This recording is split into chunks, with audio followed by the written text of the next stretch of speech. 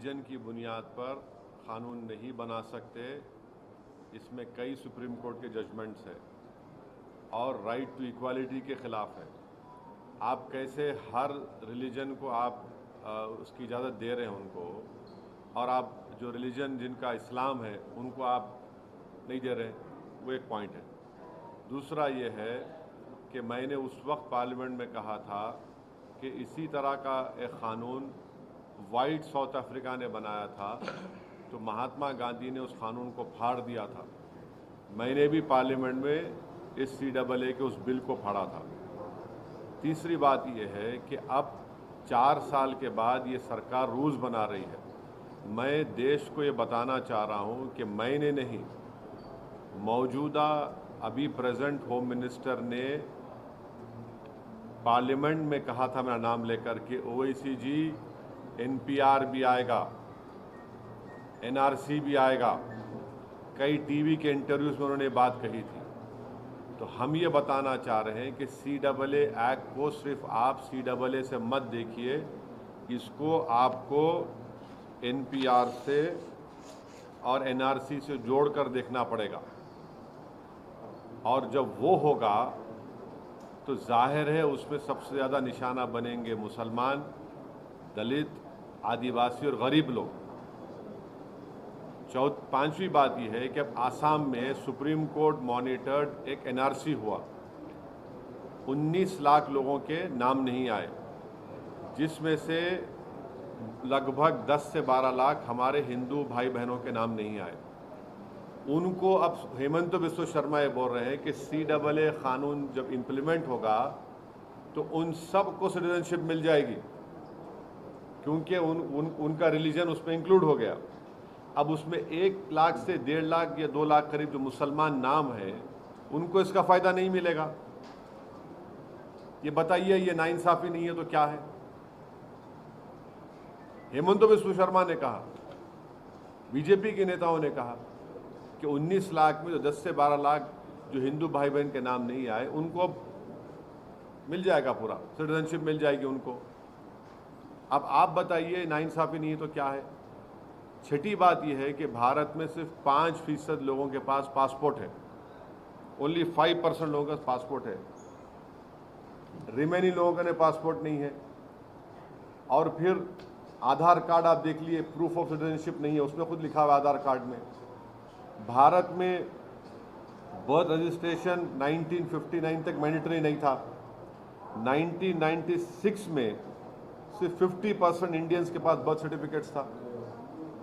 तो जब NRC होगा, NPR होगा, तो उसमें बायोमेट्रिक एक्सरसाइज होंगी उसमें, और लोकल रजिस्ट्रार में लिस्ट लगाई जाएगी प्रमोद साहब की, असद साहब की। अब प्रसाद साहब जाके बोल सकेंगे नहीं, असद साहब के डाउटफुल है, मैं डाउटफुल बन जाऊंगा। अब मुझे प्रूफ करना पड़ेगा। अब मैं मेरे दादा का बर्थ सर्टिफिकेट लेकर आऊँ, क्योंकि मेरा रिलीजन इस्लाम है।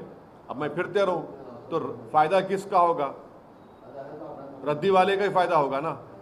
तो ये इसीलिए ये एक्सरसाइज ये जो लॉ है, ये रिलीजन की बुनियाद पर बनाया गया, ये डिस्क्रिमिनेटरी है, अनकॉन्स्टिट्यूशनल है। और ये बोलना कि जो हमारे हिंदू और सिख भाई या क्रिश्चियन भाई जो पाकिस्तान में, अफ़गानिस्तान में, बांग्लादेश में रह रहे हैं, उनको सिटीजनशिप नहीं दे सकते, झूठ है ये। हमेशा सरकार के पास इख्तियार था, एग्जीक्यूटिव ऑर्डर से आप दे सकते थे। और आखिरी बात, नरेंद्र मोदी और BJP को ये क्यों भूल गए कि कितने लाखों लोग कश्मीरी पंडित मुल्क से बाहर हैं, जो मुल्क से कश्मीर से बाहर हैं, उनको आप क्या कर रहे हैं? उनको आप क्या कर रहे हैं? भूल गए आप कश्मीरी पंडितों को? कम से कम 5 लाख कश्मीर के बाहर हैं। इंग्लैंड में इंडियन, जो वहाँ के इंडियंस यहाँ पर वहाँ चले गए, जो इलीगल, उनको वापस लेकर आइए। ग्रेट ब्रिटेन बोल रहा है कि लेकर आइए वापस, सरकार बोलती है हम नहीं लेकर आएंगे। तो ये गलत है, डिस्क्रिमिनेटरी है, अनकॉन्स्टिट्यूशनल है। सरकार के पास पहले से पावर्स थे और है और रहेंगे कि वो जो हिंदू भाई बहन पाकिस्तान में है, या बांग्लादेश से हैं, आप दे सकते हो उनको। और मैंने खुद केस डाला है सुप्रीम कोर्ट में। हम लोग जब CAA का हियरिंग हुई थी, हमारे लॉयर जनाब निज़ाम पाशा साहब ने स्टे की मांग की थी, तो गवर्नमेंट ने कहा था कि अभी रूल्स नहीं बनाए। अब जब रूल्स बनाए तो हम सुप्रीम कोर्ट में डालेंगे और इसके ऊपर हम कोशिश करेंगे कि सुप्रीम कोर्ट में जाकर इसको उठाया जाए इस मसले को। बोलिए प्रसाद साहब। क्या ये चुनाव को लेकर के चुनाव अनाउंस होने वाले हैं, इसके मद्देनजर किए गए हैं? बिल्कुल है, उसमें दो राय नहीं है, उसमें दो राय नहीं है। आप जब 4-5 दिन के अंदर इलेक्शन कमीशन ऑफ इंडिया अपने डेट्स को अनाउंस कर देगा 2 ECI के बन जाने के बाद, तो यकीनन ये चुनाव को सामने रखकर ये फैसला लिया गया है बीजेपी की तरफ से। सर खास करके बोलो। खास करके कल रमज़ान शुरू होने की उससे प्रधानमंत्री नरेंद्र मोदी ने इस चीज़ का ऐलान किया, ऐसा अब जाहिर है वो सब सारी दुनिया को मालूम कि कल तरावी की नमाज शुरू हो रही, रमज़ान का महीना शुरू हो रहा, तो आप लोग एक मैसेज देना चाहते थे भारत की सबसे बड़ी माइनॉरिटी को जो 17 करोड़ की है कि अब आप लोग कागज़ निकालने की तैयारी करिए। आप कुछ ना Ma'am, sir, when you're talking about the CA and the implementation, you say now the rules have been given. Are you saying you'll approach the Supreme Court again and file a case? Our case is already in Supreme Court.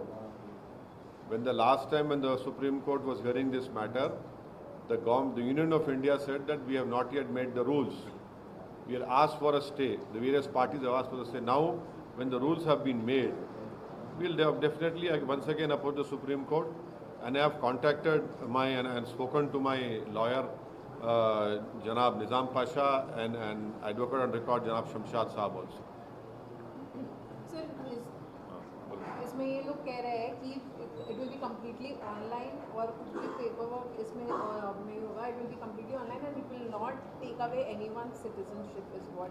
आप लोग, मैं आपको देश को समझा रहा हूँ कि CAA को आप सिर्फ CAA से नहीं, CAA को आपको NPR और NRC से जोड़कर देखना ज़रूरी है। क्या अमित शाह पार्लियामेंट में मेरा नाम लेकर नहीं कहे थे कि ओवैसी जी NPR NRC भी आएगा? क्या अमित शाह कई टीवी इंटरव्यूज़ में नहीं कहा था कि NPR NRC आएगा? जब CAB था,